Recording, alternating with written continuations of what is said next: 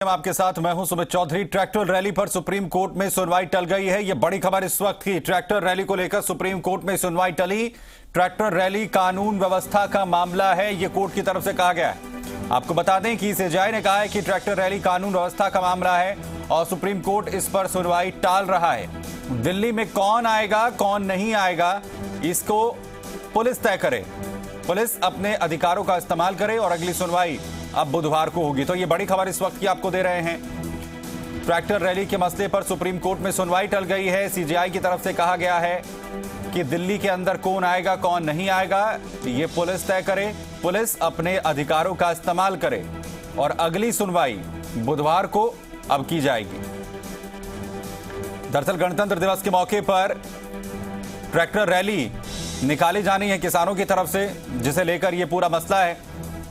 जहां एक तरफ किसान टस से मस होने के लिए तैयार नहीं है ट्रैक्टर रैली को लेकर, वहीं दूसरी तरफ यह मामला अब कोर्ट में पहुंच चुका है और वहीं सीजेआई की तरफ से कहा गया है कि इस पूरे मामले में हम फिलहाल सुनवाई टाल रहे हैं क्योंकि ये जिम्मेदारी पुलिस को तय करनी है कि आखिर दिल्ली के अंदर किसका प्रवेश होना चाहिए और किसका नहीं।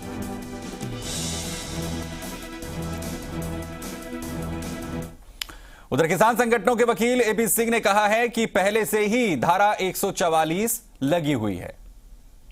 आज माननीय सर्वोच्च न्यायालय ने किसानों के खिलाफ जो तीनों कानून है उसके संबंध में आज जो सुनवाई थी, उस सुनवाई के संबंध में जो दिल्ली पुलिस ने 26 जनवरी के लिए एप्लीकेशन लगा रखी है कि इसमें लॉ एंड ऑर्डर सिचुएशन खराब हो जाएगी और किसान रैली आ रही है, ट्रैक्टर रैली आ रही है, उस संबंध में केस की अगली सुनवाई परसों होगी। माननीय सर्वोच्च न्यायालय में केस को एडजर्न करते हुए कहा कि परसों होगी। लॉ एंड ऑर्डर मेंटेन का काम करना सीजेआई साहब ने कहा और वो सत्य भी है, अटल सत्य है कि Delhi police law and order maintain करे।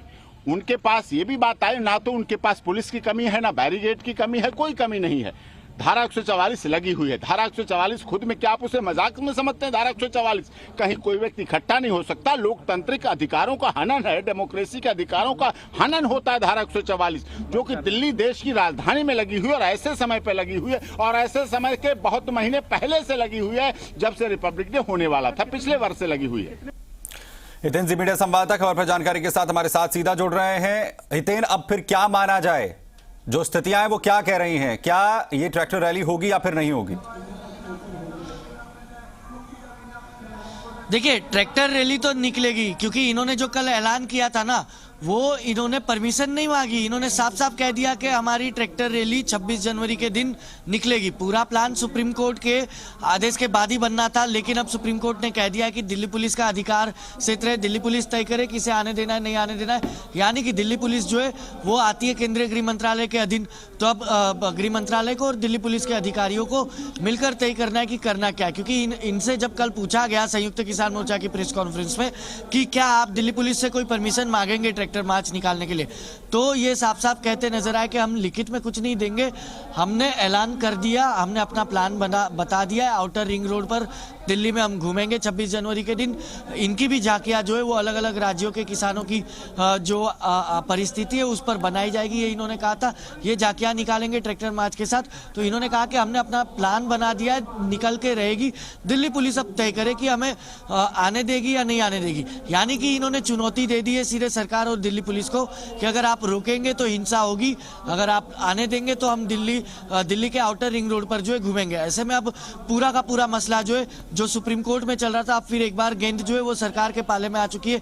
केंद्र सरकार, केंद्रीय गृह मंत्रालय को अब फैसला लेना है कि दिल्ली पुलिस को क्या आदेश देना है, उन्हें दिल्ली पुलिस क्या परमिशन देगी नहीं देगी। लेकिन सबसे बड़ी बात है कि देखिए, दिल्ली पुलिस कमिश्नर थोड़े दिन पहले यहाँ पहुंचे थे। जब उनसे कहा गया कि पूछा गया कि क्या रामलीला, जंतर मंतर या फिर 26 जनवरी के लिहाज से कोई लिखित में परमिशन मांगी गई है, तो उन्होंने कहा अब तक ऐसी कोई बातें हमारे संज्ञान में नहीं आई है।